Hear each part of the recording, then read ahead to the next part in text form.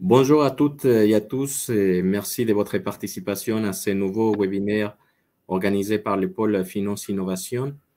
Et notre sujet aujourd'hui, c'est la valorisation d'un portefeuille immobilier grâce à la data et à une stratégie immobilière et à une stratégie ESG claire. Et merci à nos intervenants qui je présente Sarah Tonji, consultante en durabilité de Vest Partners, et Emmanuel Verrossel, CEO de SquareSense, Arnaud Lewed, associé immobilier d'Epopée Gestion, Tariq Dadi, managing partner de Immogate, et notre modérateur, Arnaud Muller, directeur associé d'Amo Conseil, à qui je passe la parole pour démarrer cette table ronde. Merci José, merci à Finance Innovation d'avoir pris l'initiative d'organiser ce webinaire et merci à nos 4 participants. J'ai la chance d'animer aujourd'hui une table ronde avec des participants dont j'ai pu mesurer l'implication dans la thématique d'aujourd'hui. Effectivement, on parle beaucoup de ESG en immobilier dans les dernières semaines, dans les derniers mois, et on a choisi de prendre un angle particulier pour évoquer le lien entre la performance ESG des actifs et leur valorisation et sourcer toute cette problématique dans le cadre des données, les données immobilières, les données d'exploitation. Donc, on souhaite avoir une réflexion de bout en bout, tous les 4, sur ce sujet. Pourquoi creuser cette problématique ? Eh bien, déjà, on a entendu dire, entre guillemets, qu'un immeuble vertueux sur le plan de ESG, ça peut être plus de 10% de valorisation. C'est un espèce de chiffon rouge qui est brandi parfois par la profession. Mais au final, de quoi parle-t-on ? Qu'est-ce que c'est un bâtiment vertueux ? Si on veut rendre un bâtiment vertueux, comment le faire, d'une part, et comment aussi le prouver ? Alors, on va commencer par vous, Zara. Vous êtes une spécialiste de la mesure de la durabilité dans l'immobilier. Votre cabinet Vust Partners a une expertise assez affirmée sur cette thématique. Est-ce que vous pourriez commencer par nous dire quelques mots sur Vust Partners ? Oui, bien sûr, avec plaisir. Merci beaucoup. Vust Partners, c'est une société de conseil indépendante du secteur immobilier, fondée en 1985 et dont le siège social se trouve à Zurich, en Suisse. Et nous sommes en plus présents dans 11 sites à travers 4 pays, donc la Suisse, l'Allemagne, la France et le Portugal. Un chiffre d'affaires de 73 millions d'euros et l'entreprise est gérée par 25 associés avec environ presque 400 collaborateurs. Nos activités, donc il y a 3 axes principaux. Le premier, c'est l'origine des activités du Vust Partners et l'expertise immobilière.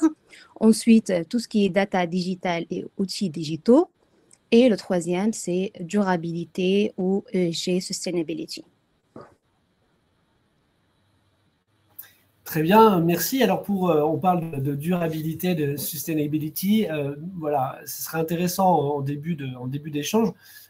Pourriez-vous partager avec nous ce que vous entendez par sustainability dans le domaine de l'immobilier et par cette notion de critères ESG, voilà, est-ce que une petite explication des concepts pour les débutants?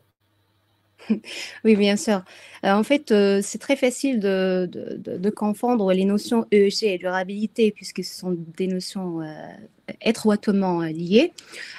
Donc, en fait, dans un contexte dédié au grand public, il faut connaître un petit peu l'origine de ces 2 notions, ESG et durabilité. Ce sont des notions qui ne sont pas récentes et ils reviennent déjà au 19e siècle quand on a commencé pour la première fois à parler de changement climatique. Donc, bien sûr, cela on le sait tous, les activités humaines sont la cause principale de cette problématique. Ce qui s'est passé dans le monde, c'est que pour faire face à cette crise, beaucoup d'efforts ont été focalisés longtemps sur des aspects environnementaux, isolés. Jusqu'à le dernier siècle, on a commencé à parler d'autres notions plus larges que l'environnement. Donc, ces notions sont l'ESG et la durabilité. Pour définir les deux et également expliquer c'est quoi la différence entre les deux, donc je commence par l'ESG. Donc l'ESG, c'est E, environnement, S, social et G, gouvernance. Et cela est un outil ou une mesure de la performance des entreprises ou dans notre contexte des actifs immobiliers. Quant à la durabilité, par rapport à notre contexte qui est immobilier durable, c'est une notion encore plus large qui va à la fois donc impliquer les critères E et G, mais englobe également d'autres considérations plus larges, telles que la planification urbaine durable, les trajectoires de réduction des émissions CO2, etc. Donc, pour conclure un peu, pour simplifier, on peut dire que l'ESG est une mesure ou une métrique de la performance de la durabilité. Et ensuite, une définition du bâtiment durable, on peut dire qu'un bâtiment durable est caractérisé par des performances ESG élevées. C'est un bâtiment résilient qui s'adapte au changement climatique et aux différents risques physiques et réglementaires associés et à la transition écologique. Merci pour cette synthèse. Alors, on comprend que dans l'accompagnement que vous proposez et que vous avez eu l'occasion de mener vous-même personnellement, puis au sein de Wurst Partner dans ces dernières années, vous avez certainement eu l'occasion de contribuer plus d'une fois à l'élaboration de grilles de notation, de grilles d'analyse, que ce soit pour vos clients, pour les partenaires. Quels sont les points clés d'une bonne approche? Qu'est-ce que c'est une bonne grille de notation sur ces aspects-là? Tout à fait. Donc, avant de parler de c'est quoi une bonne grille, j'aimerais un peu expliquer c'est quoi déjà une grille. Donc, j'ai précédemment parlé de l'ESG dans son sens large, la définition plus générale, mais plus spécifiquement, qu'est-ce qu'une grille de notation ESG? Donc, c'est tout simplement, c'est une grille composée d'une liste de critères et d'indicateurs avec une pondération spécifique. Quels sont les critères ESG? C'est donc pour le E, environnement, on va retrouver des critères de type énergie, carbone, biodiversité. Pour des critères sociaux, on va retrouver des éléments, des critères comme santé, confort, intégration, mixité. Et pour tout ce qui est critères de gouvernance, des critères comme la stratégie interne des entreprises, l'intégration des parties prenantes et l'économie régionale. Donc en fait, ça c'est en gros la grande image d'une grille ESG. Mais comment on calcule maintenant un rating ou une note ESG? Donc, le calcul s'est fait en prenant en compte deux éléments. Le premier, c'est que dans une grille ESG, il n'y a pas que des critères, mais il y a en fait 3 niveaux. Il y a un critère, il y a un indicateur et il y a une métrique. Et le deuxième, c'est qu'il y a une pondération. Donc, la pondération, pour vous donner un exemple, chez Wurst Partner, notre pondération, c'est 40% pour le E, environnement, 30% pour le S, social, et 30% pour la gouvernance. Il n'y a pas une pondération officielle pour toutes les grilles. Et donc, pour venir calculer une note finale ESG, il faut prendre les 3 niveaux que j'ai expliqués, et d'une façon beaucoup plus simple. C'est quoi les 3 niveaux? Si je vous donne un exemple d'un critère énergie, il y a plusieurs indicateurs possibles. Un des indicateurs, c'est la consommation énergétique. Et une métrique possible, c'est par exemple un relevé ou un calcul des consommations d'énergie en kilowattheure par mètre carré. Donc après, il va falloir donc agréger les résultats des analyses de calcul différentes métriques et attribuer une pondération pour donner une note. Donc, une information, je pense, très importante, c'est qu'en France, il n'y a pas de notation officielle. Les acteurs de l'immobilier vont utiliser plusieurs grilles, que ce soit des grilles développées par des cabinets de conseil comme Wurst Partner, ou soit des grilles internes propres à l'entreprise, ou parfois des grilles internationales comme le GRESB, qui est très connu. Donc, et concrètement, chez Wurst Partner, la grille que nous utilisons, c'est une grille qui a été basée sur un benchmark, une cartographie des grilles internationaux, comme le GRESB et CORE, etc. Et elle a été approuvée par 2 ratings internationaux, dont Moody's et ISS, dans le cadre d'une mission avec PSP Crédit Suisse, une mission de compliance Pacte Verte. Donc, il y a 76 indicateurs au total, du troisième niveau que je viens d'expliquer et un score de 1 à 5. En France, on parle aussi donc, de la grille Afrixim. Donc, nous avons pu également comparer la grille Wüst-Partner avec la grille Afrixim. On a fait un constat que par rapport au niveau de détail et d'analyse, la grille Wüst-Partner allait plus loin. Donc maintenant, pour répondre vraiment à la question, c'est quoi, quels sont les facteurs qui influencent l'objectivité de la note de l'ESG? Et le deuxième point que je souhaite relever, c'est quel est le lien entre le E, S et G. Donc, par rapport à l'objectivité de la note, donc, je dois souligner que pour augmenter l'objectivité d'une analyse ESG, plus nous allons pouvoir rendre les métriques quantitatives, plus on va pouvoir donc augmenter la fiabilité de la note. Et pour cela, aujourd'hui, il y a aussi des grilles semi-automatiques. Donc, semi-automatique, ça veut dire que les métriques, ils vont aller chercher des formules, des bases de données, des benchmarks, afin de donner des informations le plus mathématiques et objectives possible. Mais cela, on ne peut pas le faire sur tous les critères, bien sûr. On peut le faire que sur des critères comme énergie carbone, mais parfois, on est obligé de faire des analyses qualitatives pour compléter. Un des projets sur lesquels nous travaillons aujourd'hui, c'est de rendre la grille Wüst-Partner à 100% automatique. Mais c'est un énorme projet. Aujourd'hui, elle est toujours hybride. Et dernièrement, donc le dernier point que je souhaite souligner, c'est quel est le lien entre le E, S et G. Donc, je vous ai déjà dit précédemment que depuis très longtemps, on se focalisait sur le E uniquement et on a réalisé que ce n'était pas la bonne méthode, en fait, d'approcher la problématique mondiale et la crise du changement climatique et qu'il fallait absolument intégrer le S et le G. Donc, pour donner un exemple, c'est quoi le rôle du S et du G afin de mettre en pratique et en œuvre le E? Si je prends l'exemple de, j'imagine, une association, une organisation de protection des océans, par exemple, dans le cadre de la biodiversité, afin de créer un vrai impact environnemental, il faudra qu'elle prenne en compte les impacts sociaux des actions menées, sur à la fois les habitants de la région concernée, mais également sur les pêcheurs de la région. Et donc, l'organisation pourra, à titre d'exemple, sensibiliser les personnes vis-à-vis son plan d'action et expliquer les enjeux liés. Donc, comme ça, on aurait assuré le E et le S, mais il reste le G.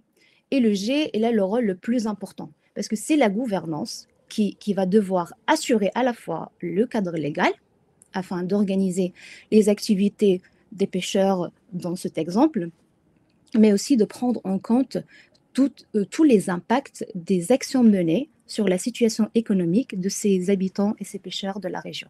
Donc voilà, d'une façon très simple.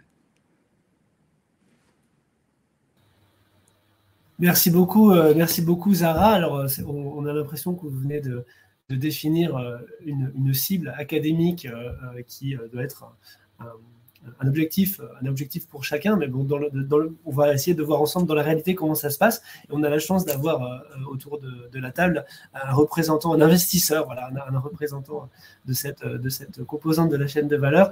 Arnaud, vous êtes ce fameux représentant des investisseurs. On va évoquer votre grille de notation, celle que vous utilisez chez Epopée Gestion.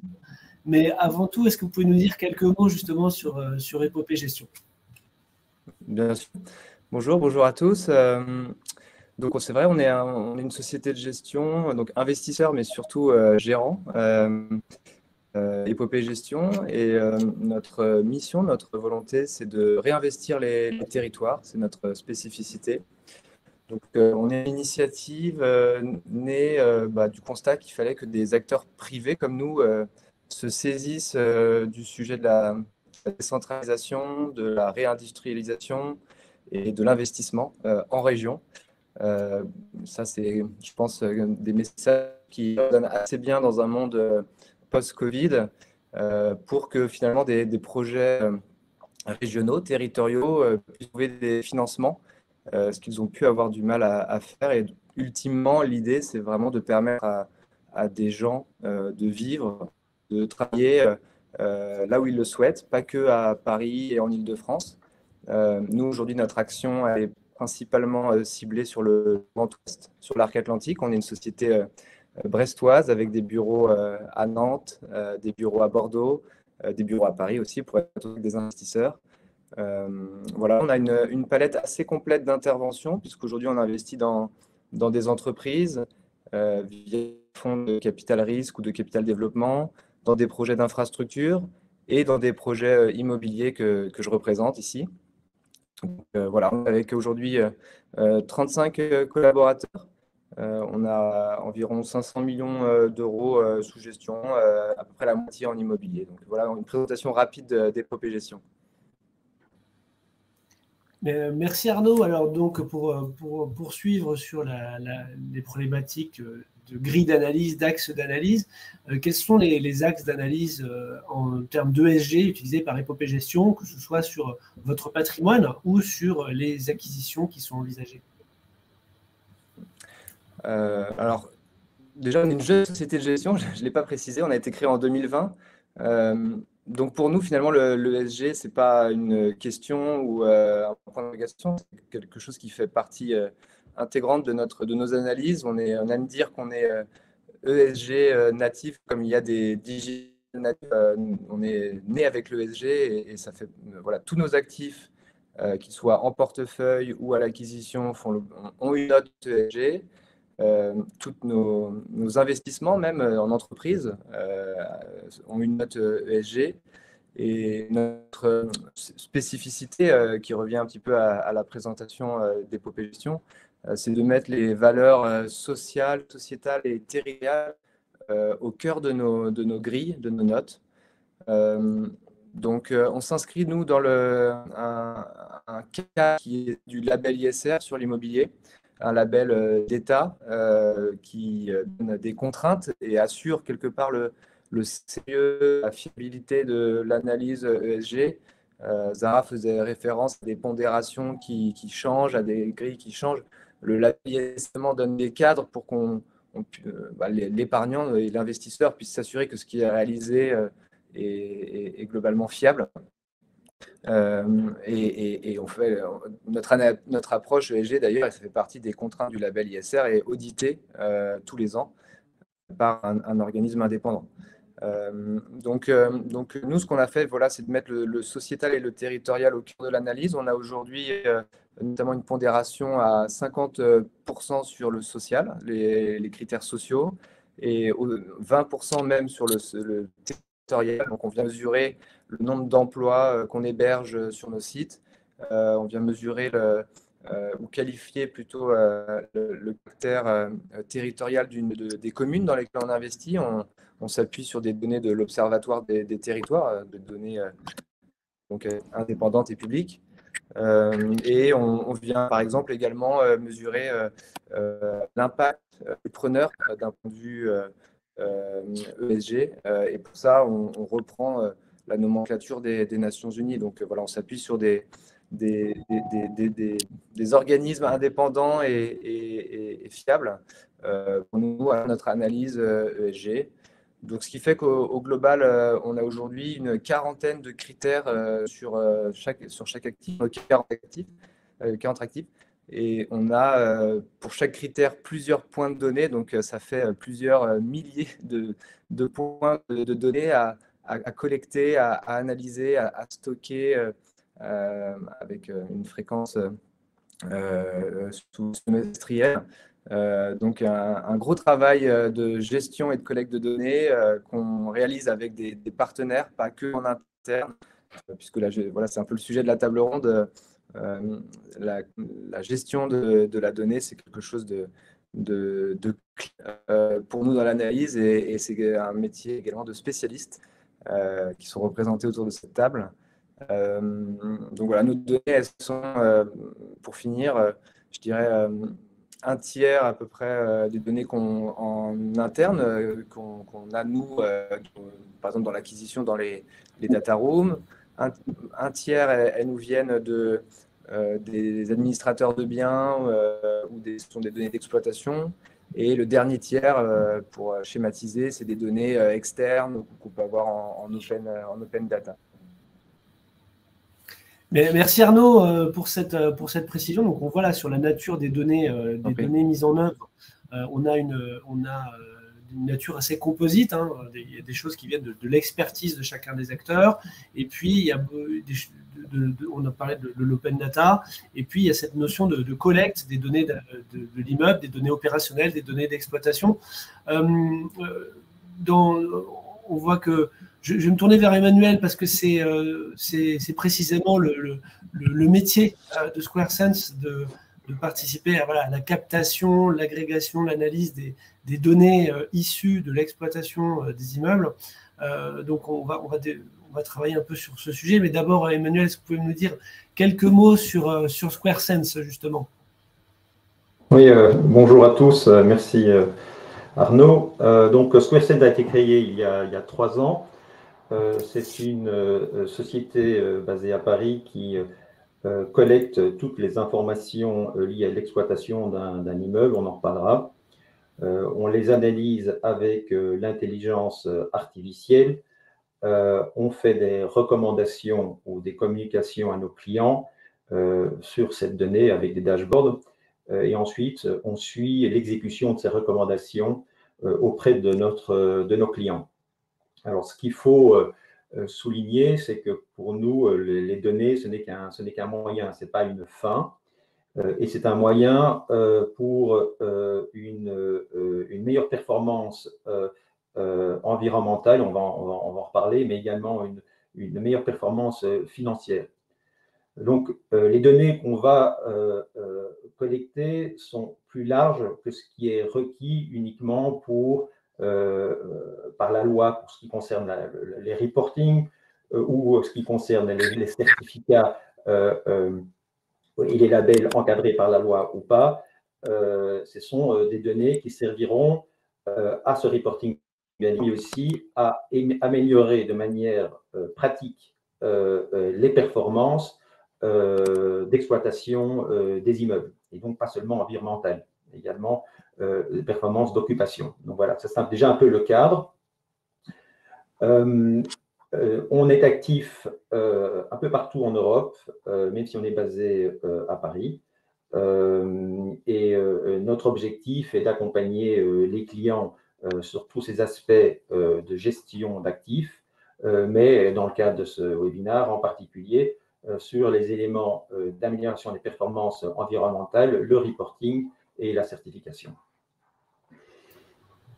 Alors, si on revient plus spécifiquement sur la contribution des données d'exploitation au KPI, voilà, est-ce que vous pouvez détailler un peu avec nous en quoi ces données d'exploitation elles sont contributives des KPI ESG, de quel type d'informations on parle et quel est un peu le schéma justement de contribution à cette notation, cette appréciation de la performance et puis au final de la valeur en AC. Comment est-ce qu'on arrive à prouver les plus 10% de valo dont on parlait tout à l'heure?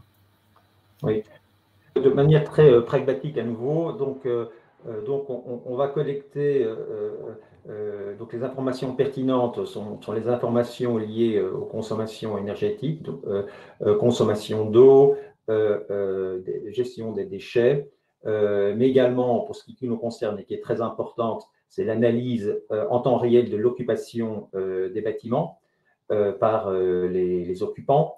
Ce sont des informations qui sont liées à la température, à la qualité de l'air, aux particules, des informations liées à l'utilisation des espaces, des services par les locataires qui sont mis à la disposition par le gestionnaire. On introduit également des informations liées aux clauses contractuelles avec les locataires, on en parlera tout à l'heure, qui sont partie prenante dans la gestion d'un immeuble, en tout cas pour ce qui concerne les questions environnementales. Voilà, ça c'est le type d'informations qu'on capture, certaines en temps réel, comme consommation et occupation des bâtiments. Donc, on va analyser ces informations et ensuite, on va envoyer cette information à nos partenaires ou à nos clients pour ce qui concerne les exigences de reporting, mais également, on va utiliser ces informations pour améliorer les performances. Donc, par exemple, ce qu'on va faire, ce qui est très important, c'est pour ça qu'il n'y a pas seulement le reporting, il y a aussi l'amélioration des performances réelles, pragmatiques, c'est qu'on va, par exemple, croiser des informations sur l'occupation en temps réel avec des informations de consommation en temps réel.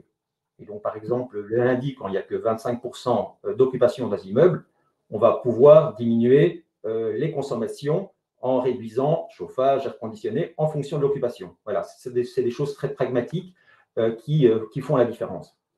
Alors, pour ce qui concerne reporting ou dans le cas de labellisation ISA, si on prend comme exemple, donc il y a trois grands, il y a des critères obligatoires et puis il y a des critères qui sont supplétifs. Donc, nous, on va donner des informations sur plus ou moins 70% de ces critères. D'autres informations seront à prendre d'autres sources.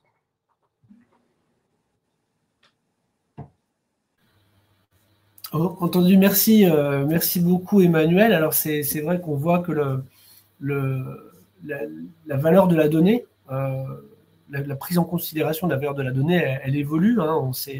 On voit que c'est un outil de mesure, hein. C'est vu comme un outil de mesure, mais c'est aussi finalement un des axes d'amélioration de la performance, puisque on va se baser sur les KPI, sur les métriques, sur l'analyse fine de ce qui se passe sur le terrain, dans les immeubles, en s'appuyant sur des données précises. Alors c'est pourtant cette prise de conscience de la valeur de la donnée, elle a toujours été un peu en suspens dans la profession. Hein. On a toujours longtemps parlé de la gestion de l'information des immeubles, hein, le BIM, et puis sans qu'on puisse avoir une valeur démontrable. Mais c'est comme si l'ESG arrivait aujourd'hui pour créer une prise de conscience du choc, un peu choc de conscience, de prise de la valeur des données.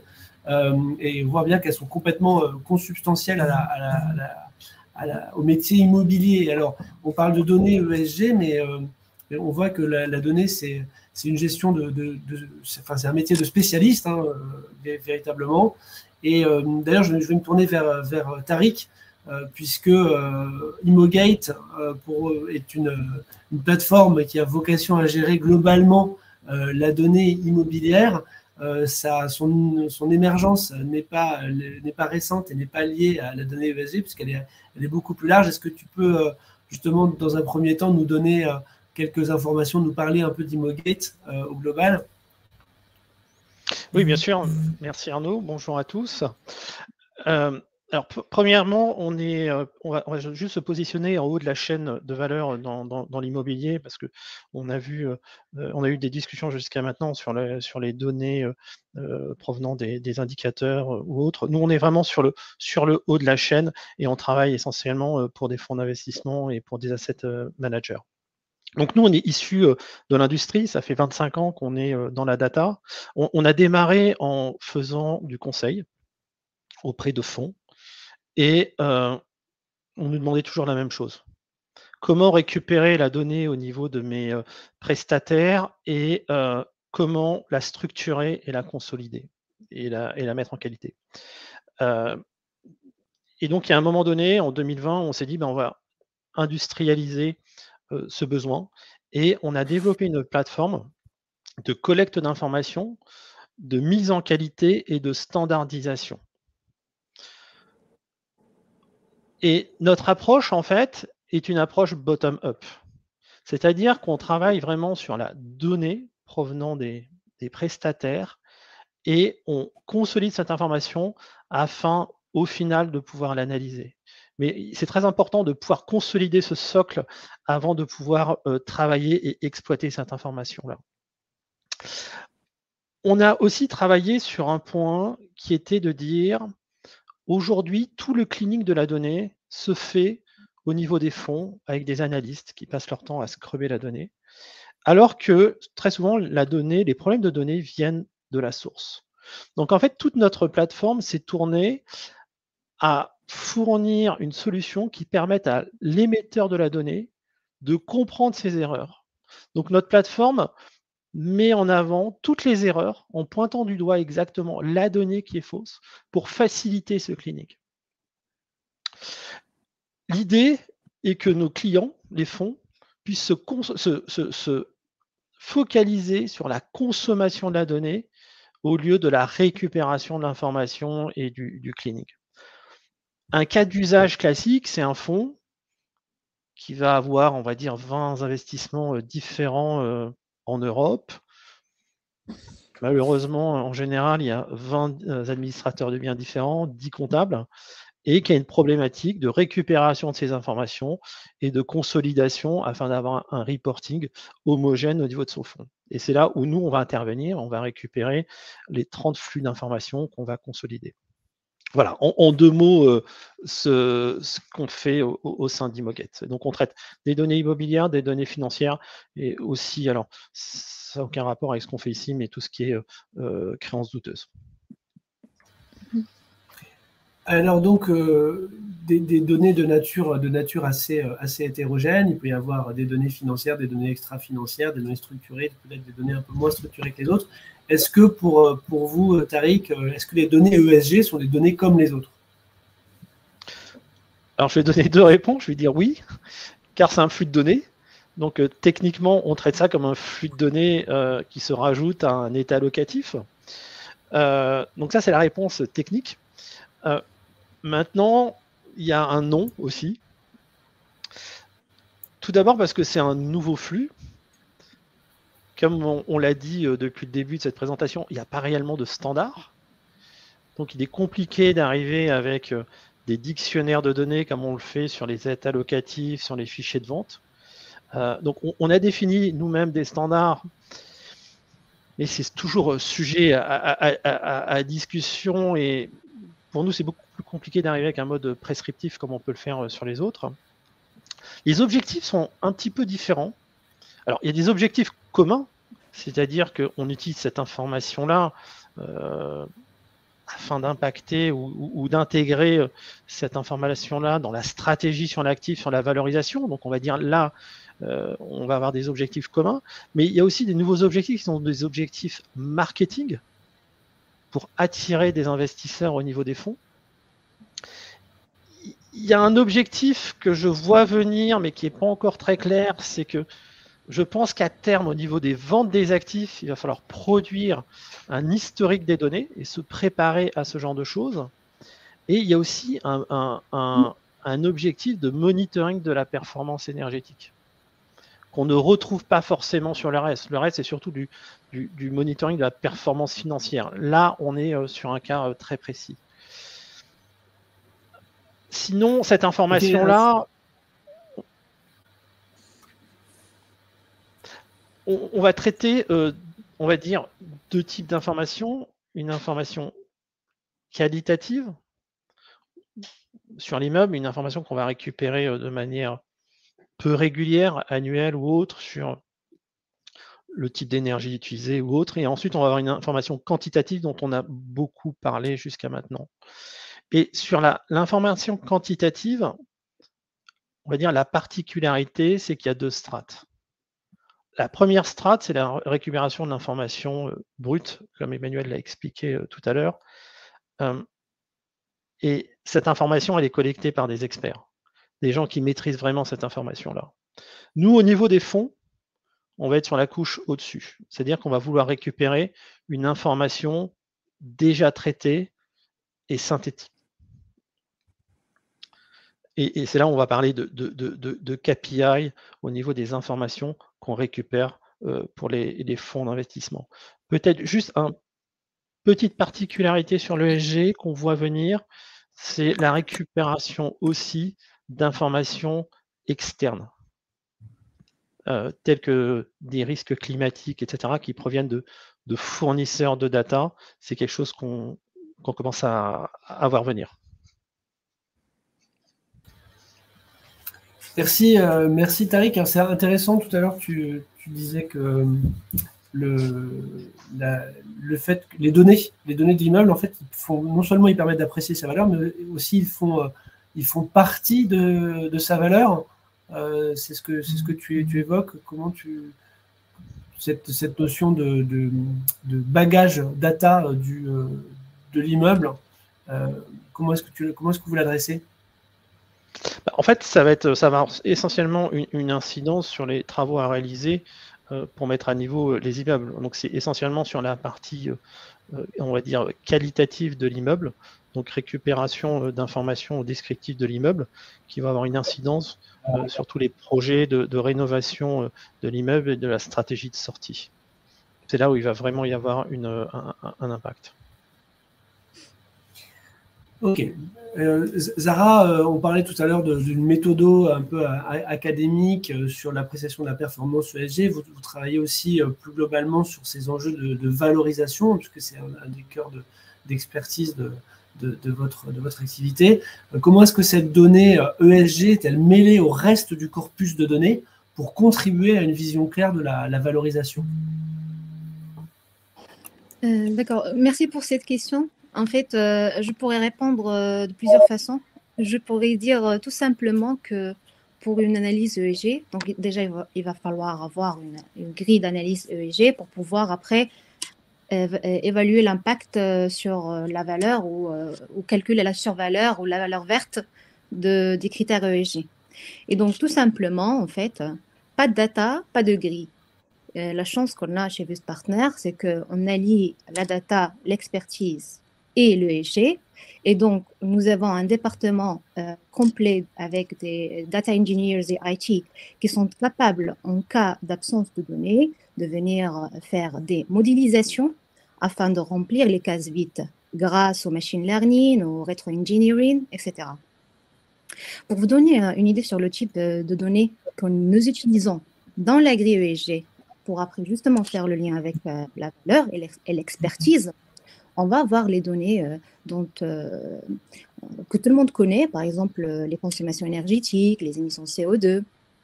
Donc ça, c'est les types de données qu'on retrouve plus souvent, on en parle plus souvent. Et ensuite, il y a d'autres données qu'on parle un peu moins souvent, comme par exemple tout ce qui est données liées à l'évaluation de, par exemple, la biodiversité, des informations sur quelle est la biotope, faune et flore présente dans le site de l'analyse, quelles sont toutes les informations données sur les infrastructures, les moyens de mobilité électrique, mobilité douce du site. Quelles sont également, par exemple, les données sur les risques naturels présents dans la région, des risques naturels comme risque d'inondation, sécheresse, vagues de chaleur, tempête de neige, etc.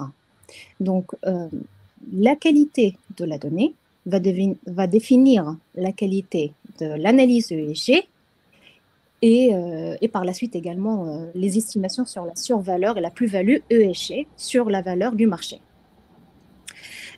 En fait, donc, parlons toujours de la qualité de la donnée, je pense que c'est un élément très important. J'aimerais vous donner l'exemple du DPE. Le DPE, depuis, vous le connaissez, depuis la nouvelle réforme en juillet 2021, la méthode de calcul a changé. Donc, elle est passée d'une méthode basée 100% sur les factures énergétiques à une méthode qui croise à la fois la modélisation des caractéristiques physiques du bâtiment avec toujours les relevés et les factures. Donc, c'est une des méthodes que nous utilisons chez Vest Partners et similaire à celle-ci. C'est quoi? C'est en fait, on croise les deux méthodes. Là, tout ce qui est données réelles, mesurées, monitorées sur le site, avec des données calculées, modélisées grâce à des simulations. Et on calcule ce qu'on appelle un gap de performance. C'est un indicateur sur la fiabilité et la qualité de la donnée. Plus on va réduire ce gap, plus la qualité de la donnée sera plus importante. Et en fait, c'est tout simplement pourquoi cette démarche est très, très importante pour fiabiliser les données avant d'entamer toute analyse. Parce que tout simplement, comme étant des experts data ou ESG, on peut contrôler tout ce qui est formule, simulation, on peut mettre tout ce qui est technique pour suivre les consommations, par exemple, mais on ne peut pas contrôler les habitudes des occupants. Donc, il suffit tout simplement qu'un occupant allume son chauffage au max, il laisse toutes les fenêtres ouvertes pour qu'en fait, notre valeur de consommation n'ait pas une vraie signification. Et donc, c'est pour ça qu'il va falloir avoir les deux informations pour l'objectif final, c'est de cibler les points d'action, les plans d'action. Donc, qu'est-ce qu'on doit améliorer dans le bâtiment? Et la deuxième des choses, c'est orienter l'acquéreur via des travaux de rénovation sans confondre une mauvaise gestion des ressources, absence de contrôle de la vacance par exemple, avec un vrai plan d'action conséquent en termes de CAPEX. Merci, merci Zara, le temps de me démuter. Donc, merci d'avoir reposé un peu le cadre méthodologique et académique.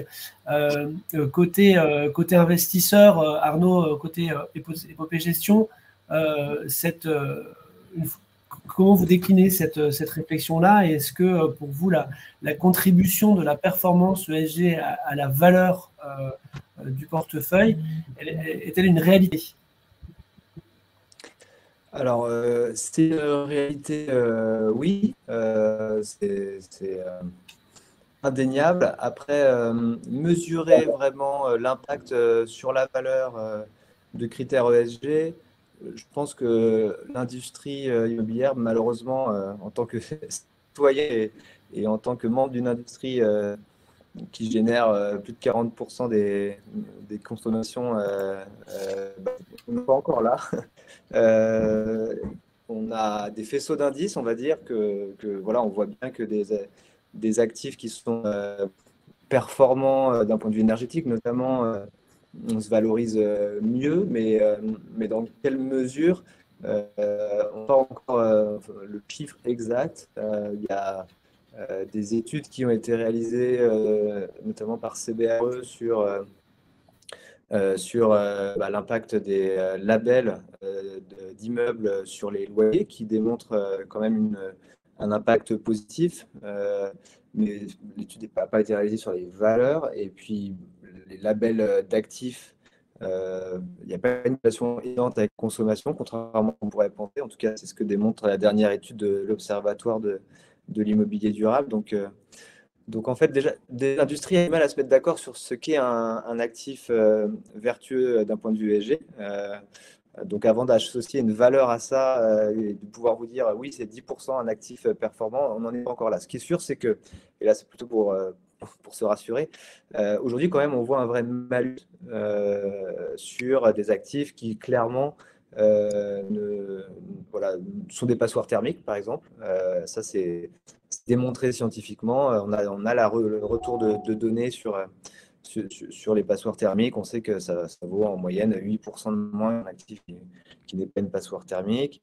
On sait également que des actifs qui seront pas en lien avec les objectifs du décret tertiaire, donc de réduction des consommations, on sait qu'il y a un malus aussi.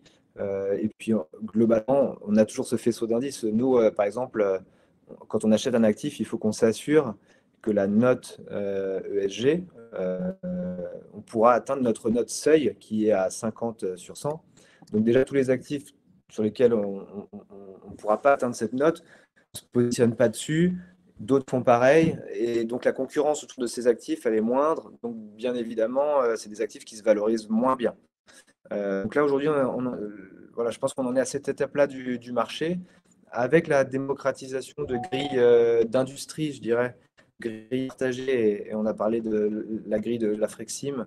On arrivera peut-être à pouvoir déterminer des chiffres vraiment et des corrélations de la valeur et ESG. On n'est pas encore là pour l'instant, on est juste au fait d'avoir un faisceau d'indices. Merci Arnaud.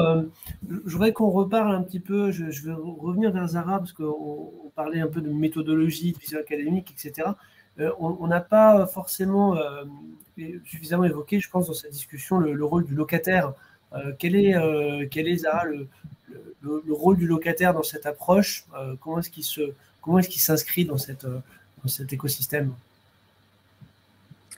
Donc, en fait, tout ce qui est gestion de la relation des parties prenantes autour d'un écosystème immobilier, c'est un critère primordial de l'enjeu gouvernance.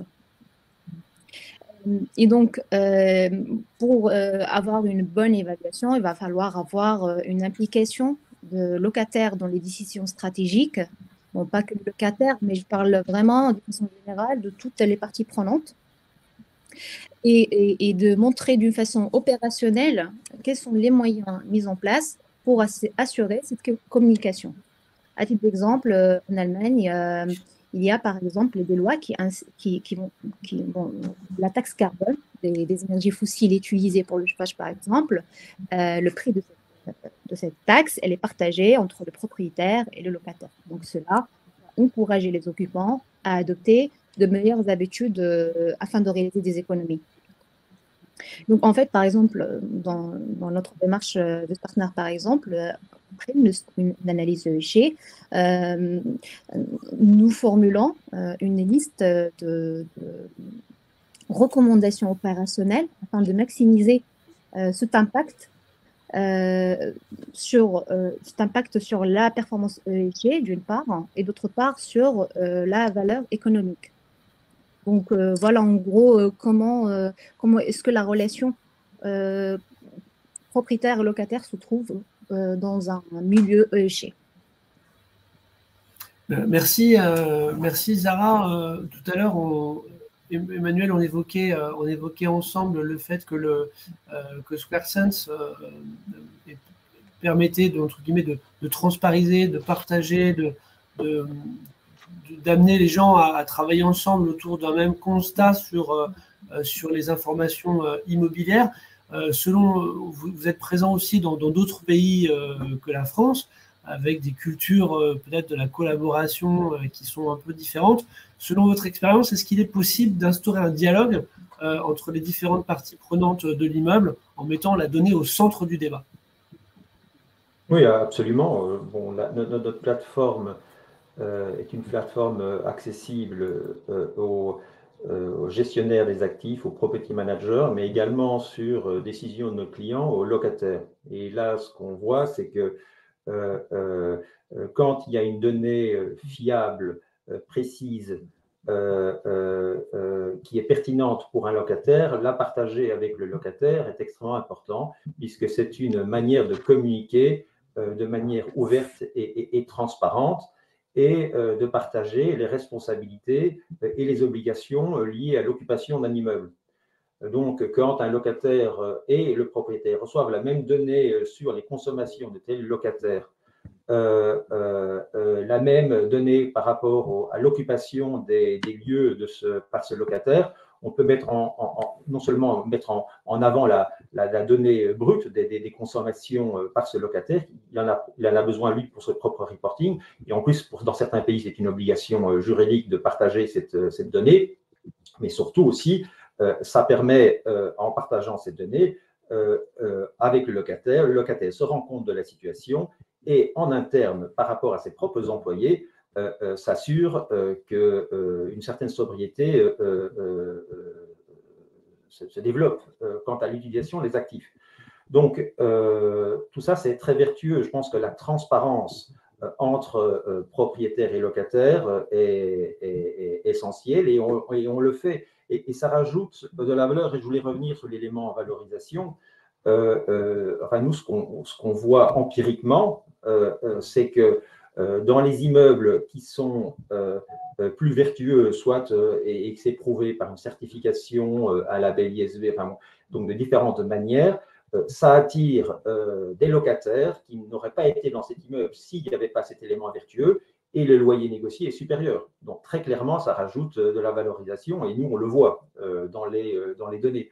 Alors, ce n'est pas encore tout à fait reflété dans les études qui sont faites, mais nous, on le voit empiriquement tous les jours. Donc, voilà, ça, c'est une chose. La deuxième chose, c'est évidemment votre question par rapport aux coutumes et cultures. Il est certain que dans certains pays, il est plus facile de partager l'information entre différentes parties prenantes, en particulier le locataire. Donc, ce sera toujours une décision qui sera prise par le client. En Allemagne, pour nous, c'est très courant. On a eu un seul cas où un locataire a refusé, l'asset manager a refusé de partager l'information avec le locataire, ou bien le locataire a refusé qu'on prenne de l'information sur l'occupation et les informations plus privatives de son espace. Donc, en gros, en réalité, quand on parle d'informations brutes, réelles, qui amènent de la transparence à l'immeuble, nous, ce qu'on voit empiriquement, c'est que les parties y vont. Alors, ce qui est évidemment important, il faut que cette information soit granulaire, soit précise et soit pertinente. Et donc, ça, c'est tout l'enjeu. Quelle est cette donnée et qu'est-ce qui est pertinent pour les différentes parties? C'est ce qu'on essaye de faire. Tout à fait. J'aimerais bien rebondir sur votre point, Emmanuel, et surtout également celui expliqué par Arnaud tout à l'heure sur le retour d'expérience du marché sur impact de l'ESG, impact des certifications sur la valeur, la valeur du marché des actifs immobiliers.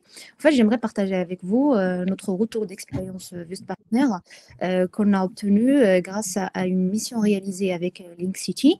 Donc, on a fait une analyse sur 3 projets en cours de développement. Nous avons analysé quel est donc l'impact économique, financier des critères ESG impliqués dans le projet sur la valeur de marché des actifs analysés. Et pour cela, donc nous avons utilisé également tous les paramètres que vous avez mentionnés, Arnaud, mais en plus de ça, grâce à une méthode que nous avons développé au sein de Wust Partner, on arrive à faire le lien entre, donc d'une part, si nous imaginons 2 colonnes, d'une part, qualité ESG, quel impact de chaque critère sur chaque paramètre de l'évaluation économique. Donc, par évaluation économique, je parle de la méthode DCF, que les experts connaissent très bien. Donc, c'est Discounted Cash Flow. Donc, nous analysons tout ce qui est impact de charges ou la diminution des charges, donc la réduction des consommations d'énergie grâce par exemple au passage de fuel, la pompe de chaleur, la réduction des consommations d'eau, la mise en place des énergies renouvelables, mais également un point très important, c'est tout ce qui est impact lié au cycle de rénovation. Et cela implique l'impact de l'utilisation des matériaux biosourcés, les réflexions sur les cycles de vie, et puis finalement tout ce qui est impact lié au taux d'actualisation. Donc nous regardons quoi? Nous regardons concrètement quel impact on va avoir sur les revenus nets et bruts, les vacances de l'immeuble, les coûts de rénovation, les coûts de construction, les risques de cash flow, etc. pour pouvoir finalement donc calculer empiriquement un montant de survaleur. Donc, et là, en fait, je partage avec vous ce feedback. Nous avons donc obtenu une plus-value d'environ 10% sur 3 projets de construction, donc des nouveaux projets avec de hautes performances énergétiques. Donc, ça, en ce qui concerne l'impact direct, mais il y a également tout ce qui est qualitatif. Vous l'avez mentionné, Arnaud, tout à l'heure, tout ce qui est malus ou décote brune. Donc, quand on parle des malus, il y a plusieurs éléments aux sources de malus. Par exemple, l'exemple que tout le monde connaît, c'est les obligations de l'EPE, par exemple, d'effectuer un audit énergétique. Et donc, pour les classes F, G et ensuite E à partir de 2025, j'imagine que c'est quelque chose que vous regardez, qui va influencer votre choix d'investissement, mais c'est à vous de confirmer cela. Ensuite, un autre retour d'expérience, c'est que donc, récemment, pendant le salon Rent à Lausanne, il y a une étude qui a été partagée, qui a montré une survaleur de plus de 4%, 7% de plus-value sur la certification Ménergie, sur la location et l'acquisition. Donc, c'est des éléments qui méritent qu'on regarde. Et puis, tout ce qui est un peu plus qualitatif, mais qui crée une décote brune, brown discounting, c'est tout ce qui est en fait risque naturel. Il faut savoir qu'il y a des zones qui sont exposées à des événements catastrophiques, mais les actifs ne sont pas préparés. Donc, il y a de énormes risques pour causer des dégâts potentiels et cela peut être l'origine des coûts considérables. Donc, tout cela, ce sont des éléments indirects qu'il faut regarder afin donc de limiter la décote brune et d'augmenter la valeur verte. Merci Zara pour ces précisions. Alors, juste par rapport à ce que disait Emmanuel, hein, le fait qu'il puisse y avoir une collaboration heureuse, vertueuse autour de la donnée pour le bien commun, c'est une bonne nouvelle. C'est aussi au cœur des efforts d'un certain nombre d'acteurs de la place, bien évidemment, Finance Innovation et tout son écosystème, mais aussi d'autres acteurs, comme par exemple l'Institut Fidji, hein, qui veille à la normalisation et à la collaboration autour de la donnée des différents éléments de personnes de la chaîne de valeur immobilière, ou encore de l'AICN, hein, qui est une initiative récente lancée par l'APROMA, mais qui a embarqué presque une vingtaine d'associations professionnelles immobilières de l'écosystème parisien. Donc voilà, il y a bien un travail en commun de collaboration heureuse autour de la donnée. Pour revenir sur cette vision que vous avez décrite, Emmanuel, je me tourne aussi vers Arnaud. Quelle est votre réalité de terrain, vous, sur cette collaboration avec les locataires, les occupants autour de la donnée? Alors, déjà, elle est essentielle, hein, puisque nous, dans nos grilles, il y a vraiment un certain nombre de critères. Remonter l'info dépend du locataire. La plus évident, c'est déjà les consommations énergétiques.